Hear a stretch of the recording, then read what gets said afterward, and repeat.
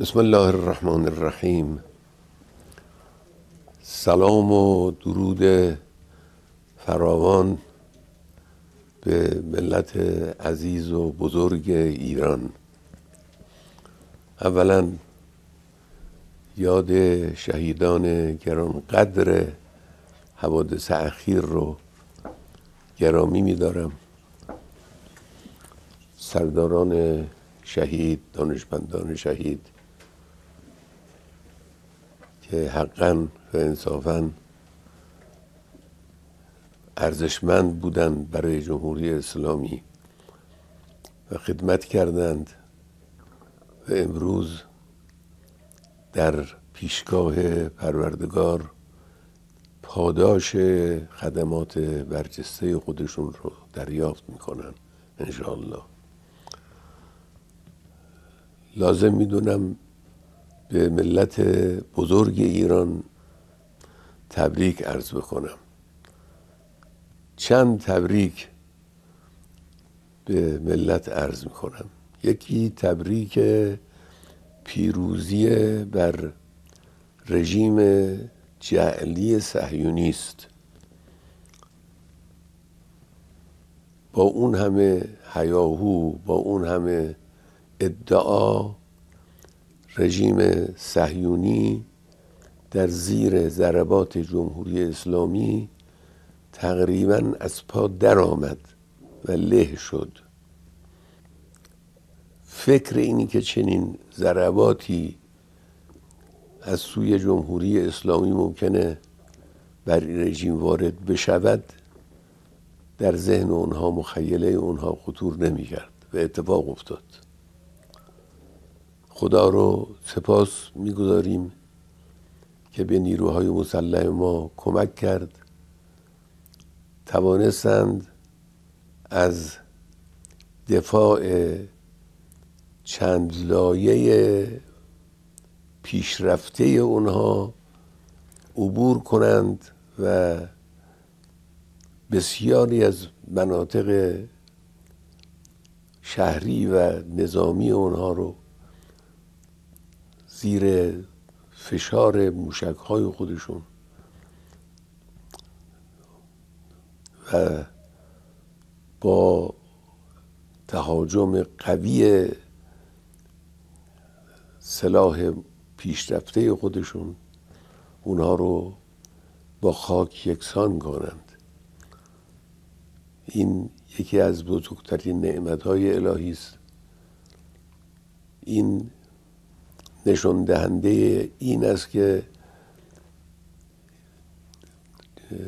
رژیم صهیونیستی بدانه که تعرض به جمهوری اسلامی ایران هزینه برای او ایجاد میکنه، هزینه سنگین برای او به وجود میاره و ایجاد میکنه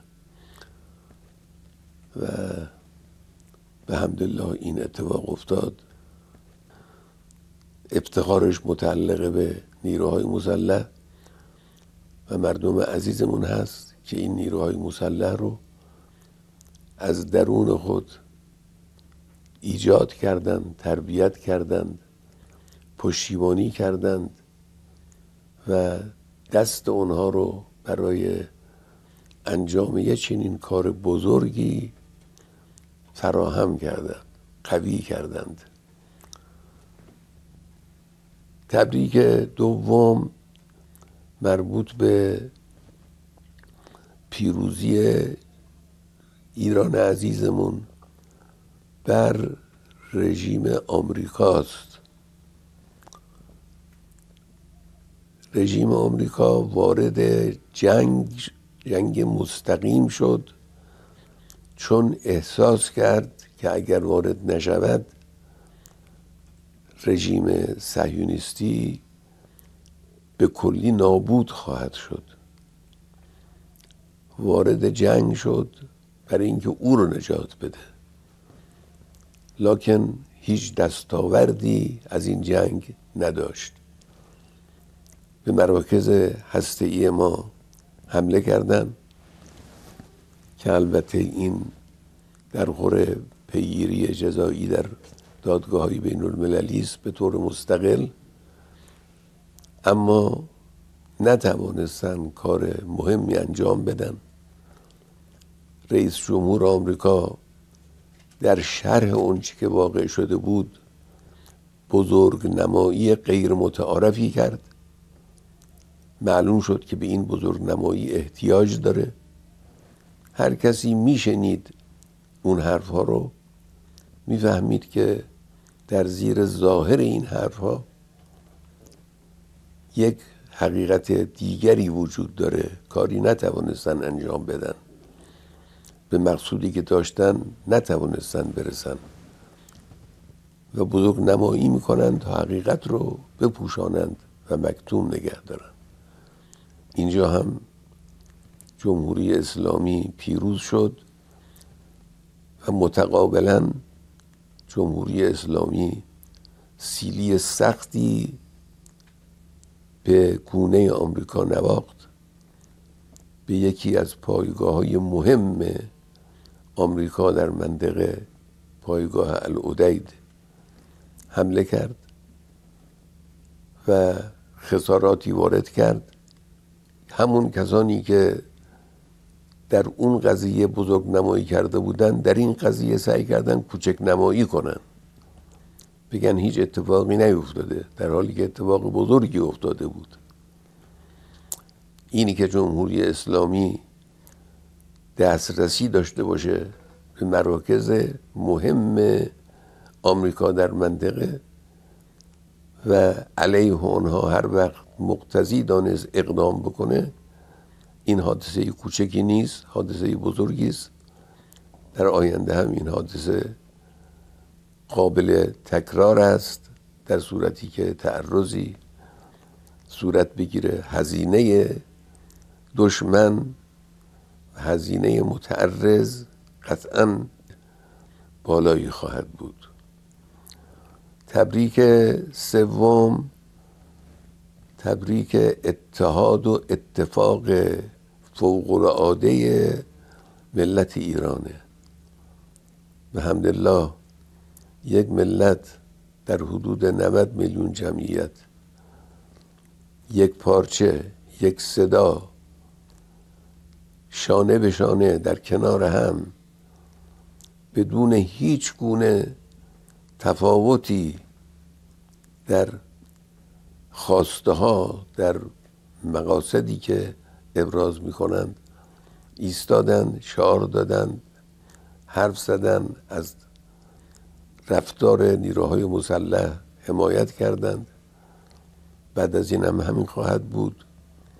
ملت ایران بزرگواری خودش رو، شخصیت برجسته و ممتاز خودش رو نشان داد تو این قضیه و نشان داد که در هنگام لازم یک صدا از این ملت شنیده خواهد شد و به حمدالله این اتفاق افتاد. نکته‌ای که من میخوام به عنوان یک نقطه اساسی عرایزم عرض بکنم اینه که رئیس جمهور آمریکا در یکی از بیاناتش و اظهاراتش گفت ایران باید تسلیم بشود. تسلیم بشه. بحث غنیسازی دیگه نیست، بحث صنعت هسته‌ای نیست، بحث تسلیم ایران است. خب البته این حرف برای دهان رئیس جمهور آمریکا خیلی بزرگه. ایران با عظمت، ایران با این تاریخ، ایران با این فرهنگ، ایران با این عزم پولادین ملی، اسم تسلیم برای یک چنین کشوری مایه استهزاء کسانی است که ملت ایران رو میشناسند. لکن این اظهار او یک حقیقتی رو لو داد. آمریکایی ها از اول انقلاب با ایران اسلامی مشغول معارضه هستند، پنجه میافکنند. هر دفعه هم یه بهانه‌ای دارن، یه بار حقوق بشره، یه بار دفاع از دموکراسی است، یه بار حقوق زنه، یک بار غنیسازی است، یک بار اصل مسئله هسته‌ای است، یک بار مسئله ساخت موشک. بهانه‌های گوناگونی میارن، اما باطن قضیه یک چیز بیشتر نیست و او تسلیم ایرانه. قبلی ها نمی گفتن این رو، چون این قابل قبول نیست، در هیچ منطق بشری قابل قبول نیست که به یک ملتی بگن بیایید تسلیم بشید. لذا اون رو زیر عناوین دیگری پنهان میکردن. این شخص لو داد، اون حقیقت رو نشون داد، فهموند که آمریکایی ها فقط به تسلیم ایران راضی میشوند و نه به کمتر از او. و این یک نقطه مهمی است ملت ایران بدانند. معارضه با آمریکا اینه و این اهانت بزرگ به ملت ایران رو آمریکایی ها دارن و چنین اتفاقی هم هرگز نخواهد افتاد، هرگز نخواهد افتاد. ملت ایران ملت بزرگی است. ایران کشور قوی و پهناوری است. ایران دارای تمدن کهنی است. ثروت فرهنگی و تمدنی ما صدها برابر بیشتر از آمریکا و امثال آمریکاست. اینی که ایران رو کسی توقع کنه که تسلیم کشور دیگری بشه، این یکی از اون مهملگویی های غلطی است که یقینا مایه استهزاء افراد خردمند و افراد دانا واقع خواهد شد.